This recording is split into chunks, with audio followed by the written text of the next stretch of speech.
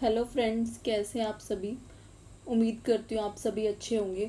आज हम करेंगे इस वीडियो में क्लास 6th का चैप्टर 9 की एक्सरसाइज। जो चैप्टर 9 है वो हमने सारा कवर कर लिया है, एक्सप्लेन कर दिया है मैंने। जो इससे पहले 4 वीडियोस में उसके 4 पार्ट्स बनाए हैं मैंने, तो आप वो देख लेना। उसके बाद आप एक्सरसाइज करना, क्योंकि अगर आप डायरेक्ट एक्सरसाइज करोगे तो आपको समझ नहीं आएंगे क्वेश्चन के आंसर्स। सो पहले चैप्टर को अच्छे से समझना ज़रूरी है। सो स्टार्ट करते हैं हम exercise. Question number 1 is what is habitat. Habitat क्या होता है, ये हमने ऑलरेडी चैप्टर में पढ़ा था कि हैबिटेट क्या होता है। तो इसका आंसर हम लिखेंगे बुक में से ही। बुक में दिया हुआ है ऑलरेडी, ये रहा। ये हैबिटेट हमने रीड आउट करा था हैबिटेट एंड अडेप्टेशन में 9.2 में, जो कि पेज नंबर 81 पे इसका एक्सप्लेनेशन दिया हुआ है। The place where organism lives is called habitat. वो जगह जहाँ पे जीव रहते हैं उसको हैबिटेट बोलते हैं। हैबिटेट मीन्स आ ड्वेलिंग प्लेस, आ होम। हैबिटेट का अर्थ होता है निवास स्थान या घर। The habitat provides food, water, air, shelter and other needs to organism। यहाँ तक आपने लिखना है द प्लेस से लेकर के टू ऑर्गेनिज्म तक।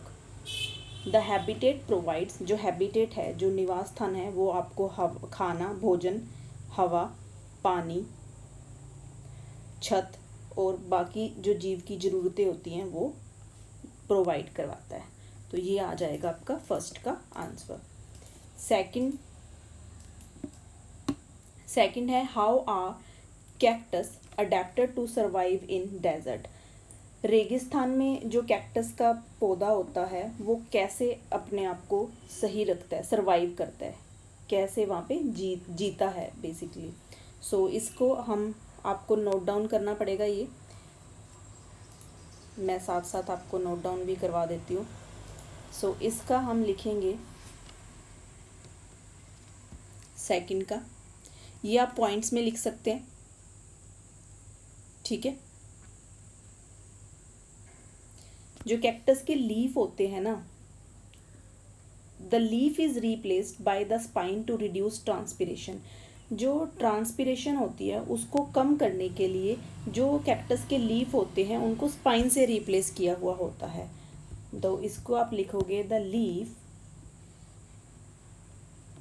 Of a cactus, the leaf of a cactus. So cactus तो लिखने की ज़रूरत ही नहीं है, द लीफ इज़ लिख सकते हैं। The leaf is replaced by the spine to reduce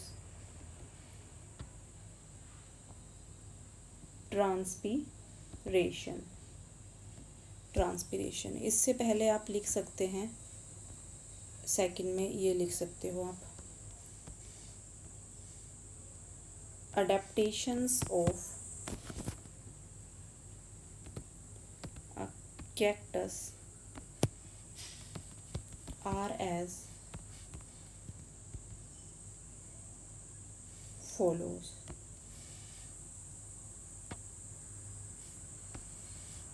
second point क्या होता है कि जो कैक्टस का जो स्टेम होता है वो फोटोसिंथेसिस करता है। तो हम क्या लिख सकते हैं इसमें,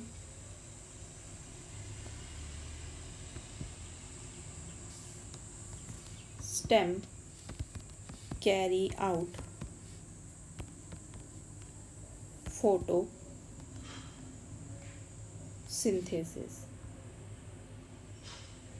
और जो रूट होता है कैक्टस का वो बहुत ज़्यादा डीप होता है मिट्टी के अंदर। ये जितने भी डेजर्ट में प्लांट्स होते हैं उनके जो रूट होते हैं ना वो डेजर्ट में काफ़ी ज़्यादा डीप होते हैं, क्योंकि जो पानी होता है रेगिस्तान में वो बहुत ज़्यादा डूंगा होता है, यानी कि नीचे की तरफ होता है। सो इसमें हम लिख सकते हैं the roots of a cactus are deeply rooted inside the soil to absorb water। ये हमने कैक्टस वाले पॉइंट में हमने ये पढ़ा भी था ये सारी चीज़ें। और जो कैक्टस का पेड़ होता है ना, इसके ना एक थिक लेयर होती है इसके आसपास, जिससे कि क्या होता है वो पानी को बनाए रखता है। जो थिक लेयर होती है वो एक वैक्स की तरह होती है। जैसे कि ये क्या होता है, इसको एलोवेरा में जो जैसे होता है ना, एक थिक लेयर होती है एलोवेरा में भी, तो वैसे ही कैक्टस में भी होती है। सो इसको हम लिख सकते हैं a thick waxy layer. Waxy layer होती है वैक्स की तरह, सराउंड्स द लीफ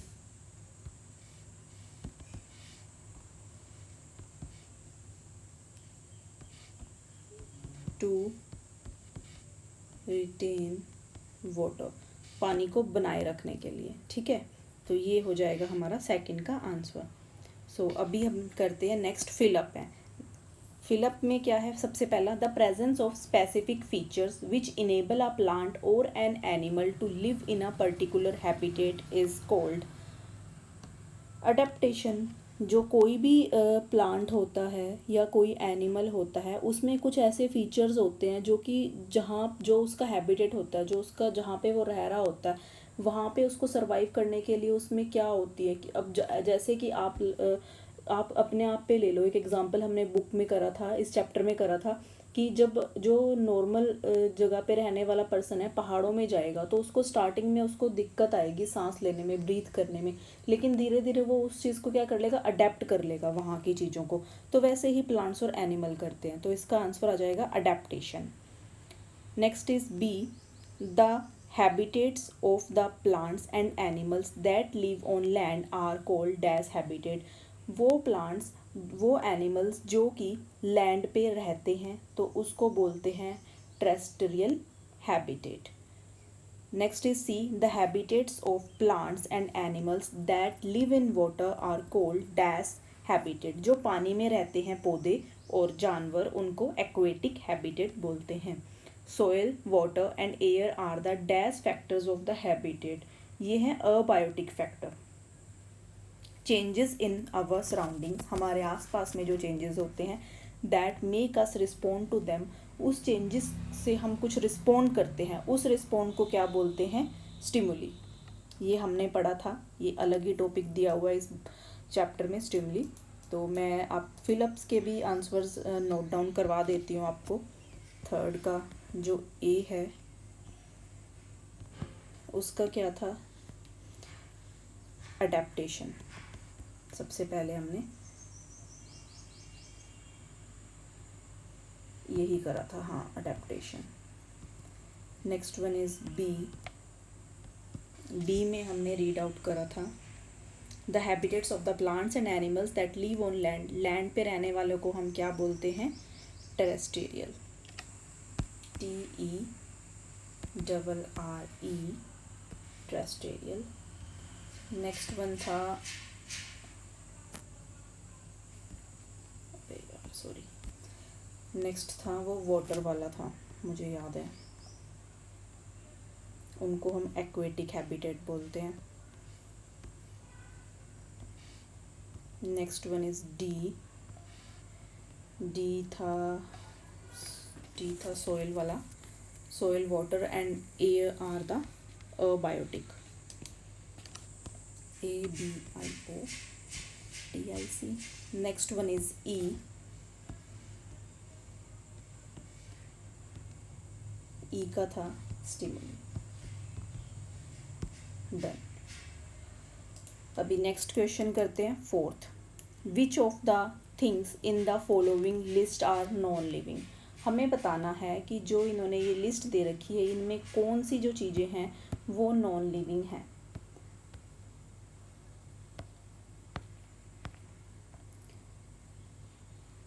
प्लो, हल। हल क्या है, नॉन लिविंग है। हाँ जी, हल एक नॉन लिविंग थिंग है।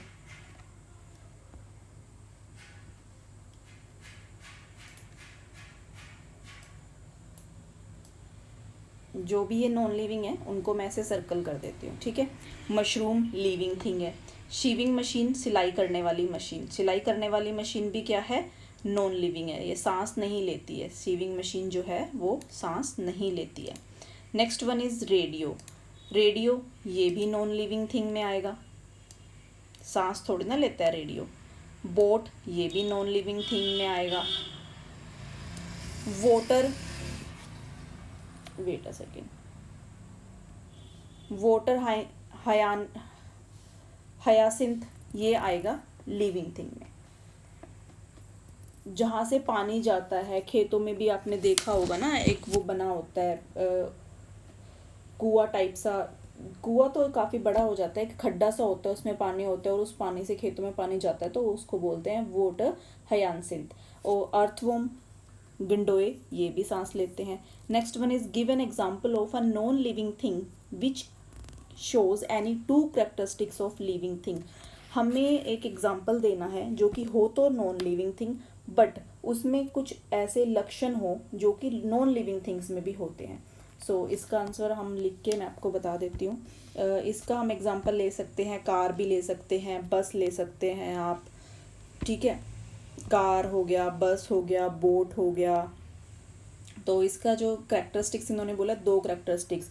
जो कार है वो मूव करती है, जैसे कि हम ह्यूमन बीइंग्स हैं वो मूव करते हैं, तो वैसे ही कार भी मूव करती है। तो हम लिख सकते हैं इट कैन मूव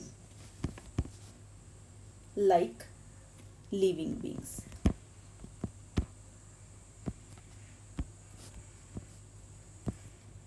और इसकी सेकंड कैरेक्टरिस्टिक्स हम लिख सकते हैं कि इसको चलने के लिए एनर्जी चाहिए होती है, जैसे हम ह्यूमन बीइंग्स को चाहिए होती है। अब एनर्जी हमें कहाँ से मिलती है, फूड से मिलती है, तो वैसे ही जो कार है उसको भी एनर्जी चाहिए होती है। तो इसको एनर्जी कहाँ से मिलती है, पेट्रोल से, डीजल से, अब तो इलेक्ट्रिक भी आ गई हैं कारें, तो इलेक्ट्रिसिटी से। तो इसको लिखेंगे it needs energy to do work. Next one is which of the non living things listed below were once part of a living thing. जो ये इन्होंने एग्जाम्पल दे रखे हैं, इनमें इन्होंने पूछा है कि इनमें से जो भी ये एग्जाम्पल दिए हो, इनमें से आपको उनको लिस्ट करना है जो कि कभी ना कभी क्या थे, लिविंग थिंग थे। जैसे कि बटर, बटर हमें किससे मिलता है, दूध से मिलता है, तो ये एक टाइम पे दूध से मिलता है, और जो दूध है वो कहाँ से आता है, बफेलो, काऊ ये देती हैं, तो ये एक टाइम पे क्या था, लिविंग थिंग का पार्ट थे। नेक्स्ट इज लेदर, ये भी हमें लिविंग थिंग से मिलता है। सोयल ये तो ऑलरेडी नहीं, वूल यस ये हमें याक से मिलती है, ठीक है। तो गोट से मिलती है, तो लिविंग थिंग से मिलती है ना, तो एक टाइम पे ये पार्ट थे। Electric bulb no. Cooking oil हाँ जी यस आएगा। कुकिंग ऑयल जो खेत में पेड़ होते हैं, तो पेड़ क्या है, वो लिविंग थिंग में आते हैं, तो वहाँ से मिलते हैं। सॉल्ट नहीं। एप्पल हाँ जी ये पेड़ से आता है। रबड़ ये भी आएगा। ये कभी ना कभी क्या थे, ये पार्ट थे लिविंग थिंग के, ठीक है। सो नेक्स्ट करते हैं, list the common characteristics of the living things. हमें कुछ करेक्टरिस्टिक्स बताने हैं जो कि कॉमन होते हैं लिविंग थिंग्स में। तो हम इसमें लिख सकते हैं फूड इनटेक, फूड खाना खाते हैं ना, लिविंग थिंग्स हैं जो वो खाना खाते हैं सभी, ठीक है। करेक्टरिस्टिक्स बताने हैं तो हम इसमें लिखेंगे फूड, फूड इनटेक। और रिस्पोंड टू स्टिमुली, ये रिस्पोंड करते हैं, उनके आसपास कोई भी चेंजेस होते हैं तो वो रिस्पोंड करते हैं ना उस चीज़ को, जो लिविंग थिंग्स होती हैं। और मूवमेंट्स होती हैं लिविंग थिंग्स में। रिप्रोडक्शन होता है,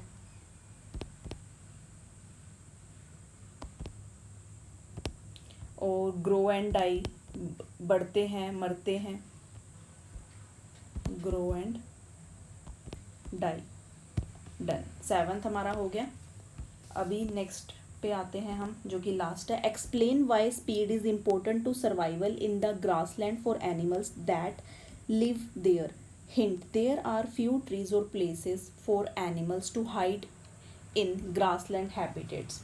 इन्होंने पूछा है आपको एक्सप्लेन करना है कि जो ग्रासलैंड में जो जितने भी एनिमल्स रहते हैं, यानी कि जो घास में जंगलों में एनिमल्स रहते हैं, उनको स्पीड, अपने आप को जीवित रखने के लिए उनको स्पीड क्यों ज़रूरी है। अगर स्पीड नहीं होगी तो वो जीवित नहीं रह पाएंगे। और इन्होंने हमें हिंट भी दिया है कि जो कुछ ट्री होते हैं और कुछ एनिमल के लिए प्लेसेस होते हैं जहाँ पे कि वो छुप सकते हैं।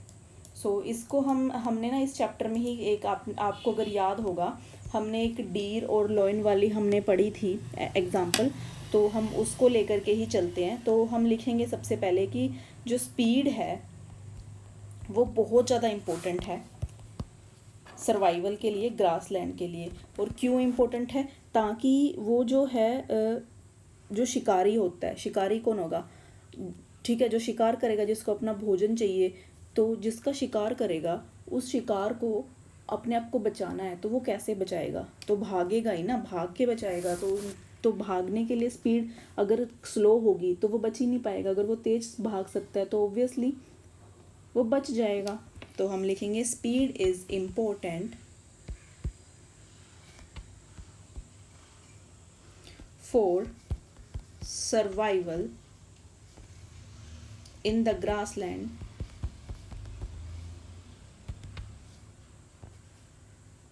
in the grasslands for animals to avoid predation। Predation होता है शिकार, फ्रॉम देयर प्रीडेटर्स। प्रीडेटर होते हैं जो शिकार करते हैं, शिकारी, प्रीडेटर्स जो शिकार करते हैं, और प्रीडेशन होता है शिकार। तो अब हम इसको ना एक एज अ एग्जाम्पल, हम एग्जाम्पल भी इन्होंने पूछी है, तो हम एक एग्जाम्पल एज अ एग्जाम्पल जो हमने बुक में भी ऑलरेडी पढ़ी हुई है वही एग्जाम्पल हम लिखते हैं। ए टाइगर मैंने लॉयन बोला था, सॉरी। ए टाइगर ईट्स डीर। जो टाइगर है वो क्या खाता है, हिरन को खाता है, ठीक है। क्यों खाता है, सर्वाइव करने के लिए, ठीक है, टू सर्वाइव करने के लिए। तो अब डीर क्या करेगा, जो हिरन है वो क्या करे, खुद को बचाएगा। तो the deer has to run, उसको क्या करना पड़ेगा, भागना पड़ेगा, फास्टर, तेज दौड़ना पड़ेगा। तो इसलिए क्या है, स्पीड जरूरी है। सो इसी के साथ हमारा चैप्टर ख़त्म होता है। होप सो आपको समझ में आ गए होंगे। सेकंड वाला जो क्वेश्चन है ये पेज नंबर 81 पे मैंने ऑलरेडी आपको बता दिया है, ठीक है, वो आप कर लोगे। एक बार मैं दोबारा से बता देती हूँ कहाँ से कहाँ तक करना है आपने। ये रहा द प्लेस, यहाँ से लेकर के आप यहाँ तक ऑर्गेनिज्म तक आप लिखेंगे, ठीक है। इसको भी मैं मार्क कर देती हूँ।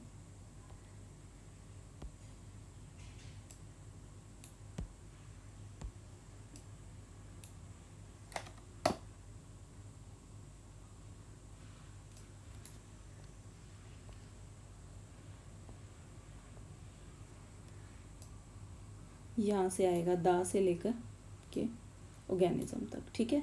ये हमारा 1 आ जाएगा फर्स्ट का।